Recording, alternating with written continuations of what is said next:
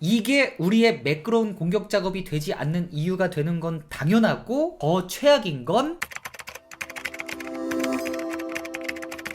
로빈요! 자, 아시안컵 조별리그 3차전 대한민국이 최약체로 평가받는 피파 랭킹 150위 말레이시아를 상대로 3대3 무승부를 기록했습니다. 사실 이 결과보다 더 서운한 건 우리의 3득점이 필드골은 단 하나도 나오지 않았고 1코너킥, 1프리킥, 1페널티킥으로 나왔다는 점입니다. 아니 도대체 최약체 말레이시아를 상대로 시원시원한 공격 작업이 왜 잘 이루어지지 않는지에 대해서 제가 생각하는 가장 큰 문제점 하나만 얘기를 해보려고 합니다. 우리가 이번 말레이시아전에는 4-3-3으로 나왔어요. 1, 2차전에서의 찜찜함을 씻어내고자 로테이션 없이 풀 주전을 가동했고, 그리고 많은 득점으로 분위기를 쇄신하고자 수비형 미드필더 자리에 수비적인 박용우를 대신해서 공격적인 성향이 더 강한 황인범을 배치한 것으로 예상되는 스쿼드였습니다. 황인범이 센터백들과 함께 빌드업의 시작점 역할로서 첫 번째 패스 경로 선택, 사람 선택, 논스톱으로 줄 건지 잡고 줄 건지 이런 판단을 내리는 데 있어서 지금 대한민국에서는 가장 좋은 선수라고 말할 수 있기 때문에 이 선택까지는 나쁘지 않았던 것 같습니다. 물론 3차전에서 황인범이 이 지역에서 공을 뺏기면서 첫 번째 실점의 빌미가 되었지만 여기에 보다 큰 의미를 두고 싶기보다는 더 중요한 문제는 이 다음이라고 생각을 하는데, 자, 황인범 위로 나머지 중앙에 있는 선수들을 한번 살펴보겠습니다. 바로 하나 위에 이번에 3차전에서 처음으로 이재성이 사이드에서 안으로 들어왔어요. 자, 이재성은 이제 우리가 알겠어. 그 누구보다도 많이 뛰어주고 공을 잘 잡기만 하면 주고 끊임없이 움직여서 다시 받아주고 오프더볼로 공간 창출해주고 온몸을 날려 수비 가담 가장 많이 해주고, 이거 정말 중요합니다. 그런데 온더볼일 때 막 공을 받는 게 되게 안정적이거나 터치 하나하나가 막 엄청 뛰어난다거나 시야가 넓어서 깔끔하게 다음 연결을 시켜주는 것과는 거리가 조금 있는 선수죠. 자, 다음 그 위에 공격형 미드필더 손흥민. 우리 손흥민 너무나 잘 알지. 세계 최고의 피니셔. 사이드에서 드리블 돌파 후 크로스 슈팅 말할 것도 없이 잘해. 하지만 전형적인 중앙 미드필더 성향과는 역시나 거리가 조금 있는 선수죠. 그리고 마지막으로 위에 조규성은 현재 팀을 위해 정말 많이 뛰어주고 있지만 이번 대회에서 뭐 미드필더에서 연결이 잘 안 될 때 이 선으로 내려와서 어떤 소유라든지 연계라든지 이런 것들에 능한 모습을 잘 보여주고 있지는 못하고 있습니다. 자, 이랬을 때 중앙에는 황인범을 제외한 나머지 선수들이 이 중앙에서 공 받는 거에 있어서 자신의 최고 1번 특기여서 나는 10년 15년 이상 그 어떤 상황에서도 중앙에서 공을 받는 게 익숙하고 자신 있고 이게 내 1번 역할이다 라고 하는 선수가 중앙에 한 명 이상 더 없으면 이 축구에서 미드필더라는 포지션은 팀의 본체, 허리 역할이기 때문에 축구에서 골이 가장 많이 나는 위치 중앙으로 연결은 당연하고, 주고 받고 중앙을 거쳐서 반대 사이드 전환하고 사이드에서 크로스하고 슈팅 찬스가 나오고 이런 모든 매끄러운 공격 작업이 나올 확률이 많이 떨어질 수밖에 없어요. 왜? 중앙은 말 그대로 거의 모든 공격 작업을 거쳐가거나 마무리가 되는 곳이기 때문에. 한 예시로 토트넘의 미드필더 비수마, 사르, 메디슨 중앙에서 이 중 한 명만 빠져도 하다못해 중앙으로 들어오는 사이드백 우도기, 맨시티에서는 덕배, 로드리 이 중 한 명만 중앙에서 빠져도 포스테코나 펩처럼 확실한 빌드업 전술이 있는 팀조차 매끄러운 공격 작업에 있어 어려움을 느끼는 장면들을 우리는 정말 많이 볼 수 있었습니다. 이렇게 되었을 때 또 어떤 일이 발생하냐면 이번에 김민재 옆에 정승현 대신 김영권이 출전을 했죠. 이 김영권이라는 선수는 김민재 못지않은 빌드업에 굉장한 능력을 가진 선수예요. 예를 들면 바로 옆에 김민재를 줄 수 있음에도 일부러 하나 건너서 패스를 해서 상대를 순간적으로 더 뛰게 만든다든지, 바로 앞에 황인범을 줄 수 있음에도 하나 건너서 이 선 중앙에 쑤셔서 상대의 1차 라인을 수고 없이 깨버린다든지, 이런 센터백에 있어 중요한 능력을 가지고 있는 선수인데, 방금 얘기한 중앙에서 공을 받는 게 내 축구 인생 1번 특기, 1번 장점이 아닌 선수들은 이 볼을 받는 데 있어서 어려움을 느낄 수밖에 없어요.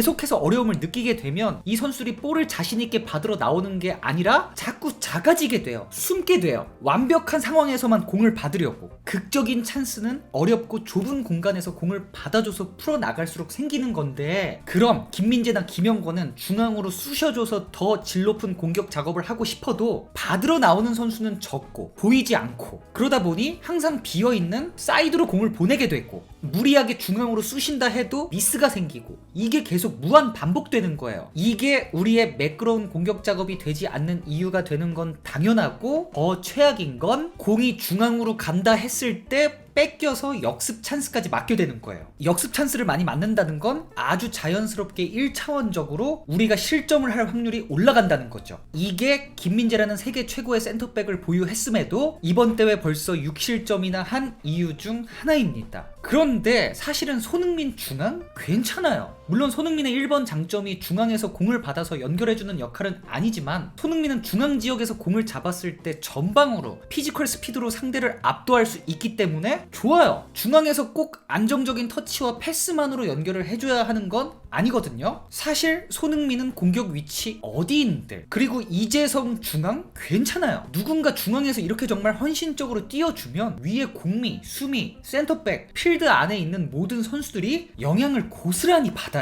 그리고 미드필더 위치에서 이렇게 공수적으로 많이 띄워주는 거랑 원톱에서 많이 띄워주는 거랑은 활동량 범위 자체가 다르기 때문에, 미드필더에서 이렇게 많이 띄워주는 게 원톱에서 많이 띄워주는 것보다 훨씬 더 큰 효과를 볼 수 있는 거죠. 그럼 손흥민, 이재성 중앙 괜찮네. 뭐가 문제야? 단 조건이 있어요. 아까 말한 황인범을 포함해서 적어도 수비 사이에 껴서 공을 자신있게 받는 게 1번 장점인 선수 한 명은 더 있어야 돼요. 그래야 방금 말한 다른 선수들의 장점이 살아나고 그 의미가 커지게 돼요. 선수들의 이런 장점을 살려주고 극대화시켜주는 역할을 하라고 있는 게 누구예요? 국민인가? 국민? 증인이 말하는 국민은 뭡니까?